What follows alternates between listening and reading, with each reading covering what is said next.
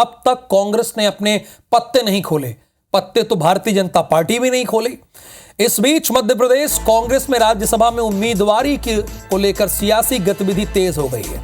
बीती रात पूर्व मुख्यमंत्री कमलनाथ के निवास पर कांग्रेस विधायकों और नेताओं का डिनर आयोजित किया गया। बैठक में कांग्रेस की आगामी तैयारी और बीजेपी से लड़ने की रणनीति पर चर्चा की गई। डिनर के अंदर खाने से खबर सामने आई कि पूर्व सीएम कमलनाथ और दिग्विजय सिंह की मौजूदगी में विधायकों से खाली कागज पर सिग्नेचर कराए गए। ऐसे में कमलनाथ के राज्यसभा में जाने की अटकलें को और हवा मिल गई। वहीं बैठक से बाहर आए बाला बच्चन ने डिनर को सौजन्य भोज बताते हुए राजनीतिक चर्चाओं की मनाही की है। तो पीसीसी चीफ जीतू पटवारी ने कहा है कि कमलनाथ ने डिनर में एक साथ रहने की सीख दी है। राज्यसभा चुनाव को लेकर चर्चा हुई, जल्द नाम तय होगा। इस बैठक में भारत आदिवासी पार्टी के एकमात्र विधायक कमलेश्वर भी शामिल हुए। उन्होंने कहा कि सीनियर नेताओं के साथ मिलने से अनुभव मिलता है। तो कुल मिला के राज्यसभा के चुनाव में जो पार्टी निर्णय ले उसमें सबको एकजुटता से साथ रहना है। और मैं मानता हूँ पूरी भावना का जो वक्तव्य था वो कमलनाथ जी ने दिया, और कमलनाथ जी ने जिस तरीके से एकजुटता का हम सबको पाठ पढ़ाया और सब ने मिल के लड़ने की हमें एक तरह से एक सीख दी। कांग्रेस के हर एक पदाधिकारी और पार्टी के कार्यकर्ता एक परिवार के रूप में हैं। जो भी नाम आएगा वो हमारे ही करीबी का नाम आएगा। जब नए विधायक जीत के आए हैं तो सबसे आज यहाँ पे मुलाकात भी हो गई, सबने चर्चा भी की एक आपसी में। लक्ष्य हमारा एक ही है कि इन विपरीत परिस्थितियों में भी हम कांग्रेस को मजबूत रखें, उसके लिए हम सब प्रतिबद्ध रहेंगे।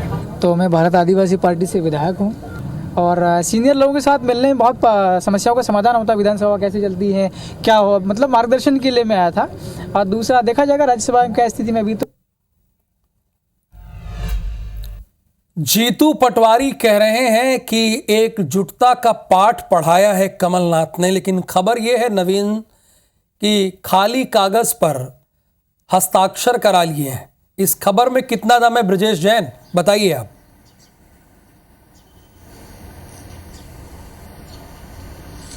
बिल्कुल, देखिए 100% सच है ये बात। कई विधायकों से खाली कागज पर हस्ताक्षर कल की डिनर पार्टी में कराए गए हैं।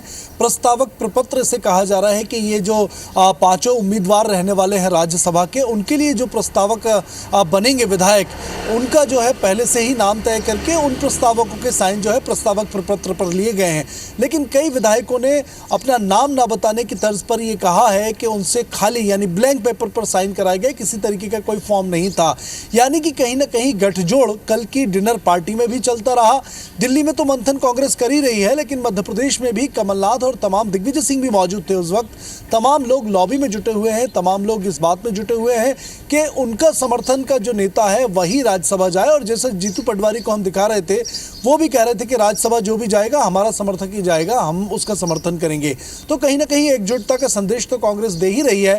कांग्रेस को यह भी डर है कि जिस तरह राष्ट्रपति और उपराष्ट्रपति के चुनाव में कई कांग्रेस के विधायकों ने क्रॉस वोटिंग कर दी थी बीजेपी के पक्ष में, उसी तरीके से कहीं राज्यसभा में क्रॉस वोटिंग ना हो जाए। और उसी डर से भी ये विधायकों के साइन लेकर ये पुख्ता किया जा रहा है कि सारे विधायक एकजुट रहें और चुनाव में क्रॉस वोटिंग ना करते हुए एकजुटता दिखाते हुए कांग्रेस के जो उम्मीदवार हैं, भले ही वो हार रहे हो, लेकिन समर्थन में उनके ही वोट करनी है। तो तमाम बातें कल की इस डिनर पार्टी में पुख्ता की गई हैं और इसीलिए कमलनाथ ने डिनर पार्टी बुलाई थी, जिसमें गंभीर रूप से तमाम मुद्दों को लेकर चर्चा की गई है। शुक्रिया ब्रजेश इस पूरी इंफॉर्मेशन के लिए। यानी राज्यसभा के नामांकन